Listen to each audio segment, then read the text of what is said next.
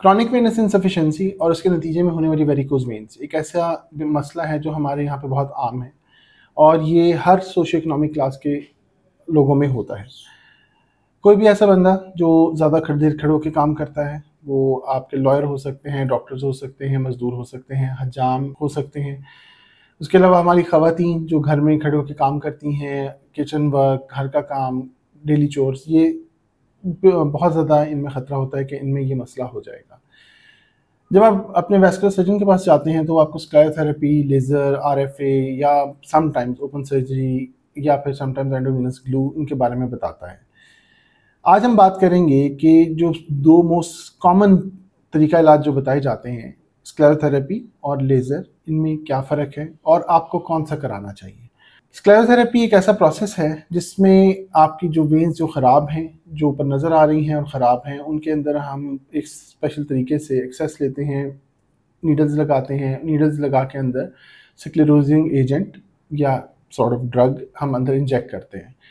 ये जब ड्रग अंदर जाती हैं, ये दो काम करती है। एक तो ये कि ये जज्ब होती है वेन्स की दीवारों के अंदर, और दूसरा ये कि ये वहाँ पे मौजूद जो खून है इसको न्यूट्रलाइज करता है, न्यूट्रलाइज करके जो यहाँ पे जम जाता है।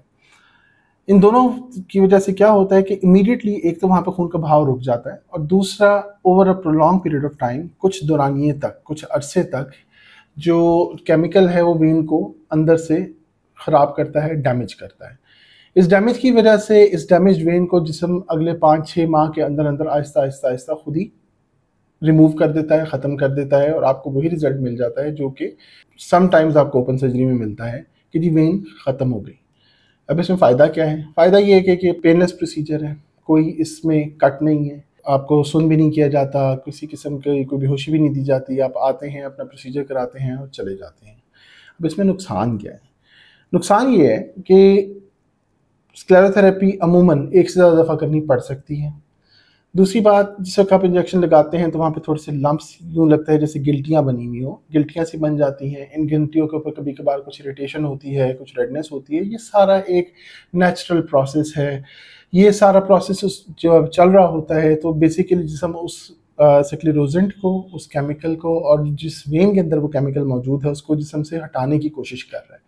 तो ये जो उसके आफ्टर इफेक्ट्स हम आपको महसूस होते हैं। स्क्लेरोथेरेपी कराने के बाद आपको कुछ अरसे के लिए स्टॉकिंग्स पहननी पड़ेगी, और उसके साथ साथ फिर कुछ अरसे के लिए खड़े होने वाले कामों से इज्तनाब करना पड़ेगा। तो ये सब कुछ होता है स्क्लेरोथेरेपी के अंदर। एक मरीज़ के लिए ये इम्पॉर्टेंट है बात जानना, जब आप स्क्लेरोथेरेपी करा लेंगे तो आपकी डेली वर्किंग में कोई ख़ास फ़र्क नहीं पड़ेगा। आपका चलना फिरना, भागना दौड़ना उसी तरह जारी रहेगा, लेकिन आपको स्टॉकिंग पहननी पड़ेगी। हल्की फुल्की इरिटेशन होगी, प्रॉब्लम्स होंगी, वो आपको जो है उनके बारे में आपको पता होना चाहिए, जिस तरह मैंने आपको अभी बताया है। अब इसके मुकाबले में जब हम लेज़र करते हैं तो लेज़र जो है वो अमूमन बड़ी वेन्स के लिए होता है, जबकि स्क्लेरोथेरेपी अमूमन छोटी वेन्स के लिए होती है। सर्टन पैरामीटर्स हैं, फॉर एग्जांपल कि 6 या 7 मिलीमीटर से कम डायमीटर की वेन है तो उसमें हम अमूमन स्क्लेरोथेरेपी ही कर रहे होते हैं, और अगर इससे बड़ी है तो फिर उसमें हम लेज़र कर रहे होते हैं। लेज़र में भी उसी तरह आपने आना है, अमूमन बगैर किसी बेहोशी के ये प्रोसीजर कर दिया जाता है। हॉस्पिटल में रुकने की ज़रूरत नहीं पड़ती, आप प्रोसीजर करा के आराम से घर चले जाते हैं। लेकिन इसमें सुन किया जाता है, और सुन करने के लिए जगह जगह पे नीडल्स लगाई जाती हैं। 95% मरीज़ जो मेरे पास आते हैं उनमें प्रोसीजर करते हैं, और प्रोसीजर के दौरान हम गपशप लगा रहे होते हैं, और मरीज़ एक्चुअली खुद देख रहे होते हैं कि मेरे साथ क्या प्रोसीजर चल रहा है, किस तरह लेज़र काम कर रहा है, क्या चीज़ें हम किस तरह सारा प्रोसेस कर रहे हैं। तो it's a very friendly environment जिसमें सारा काम हो रहा होता है। तो लेज़र में हम क्या करते हैं, लेज़र में हम जो लेज़र की प्रोब है वो हम अल्ट्रासाउंड करते हुए इंसर्ट की जाती है, फिर उस वेन के ऑल अराउंड, उसके इर्द गिर्द हर जगह पे सुन करने वाला इंजेक्शन लगाया जाता है, ताकि वहाँ पे तकलीफ ना हो, और जो भी लेज़र की वजह से गर्माइश पैदा होनी है वो वेन तक तो पहुँचे, लेकिन वेन के आसपास टिश्यू तक ना पहुँचे।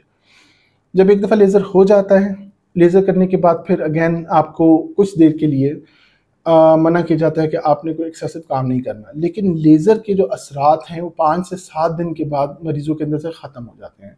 सारी जो भी हल्की फुल्की दर्द होती है, हल्का फुल्का हो सकता है कि थोड़े से ऊपर ब्रूज़ बने, नील पड़े, ये चीज़ें तकरीबन 1 हफ़्ते के अंदर अंदर बिल्कुल ख़त्म हो जाती है। तो इसकी रिकवरी एक्चुअली स्क्लेरोथेरेपी से काफ़ी बेहतर है। अब सवाल ये है कि आपके लिए कौन सा तरीका बेहतर है? तो इसका जवाब आपका वैस्कुलर सर्जन देगा। जो आपको जब आप उसको चेक कराएंगे, वो आपका अल्ट्रासाउंड करके देखेगा कि आपके वेन्स का डायमीटर कितना है और कौन सी वेन्स ख़राब हैं और उसमें कहाँ पे रिफ्लक्स मौजूद है।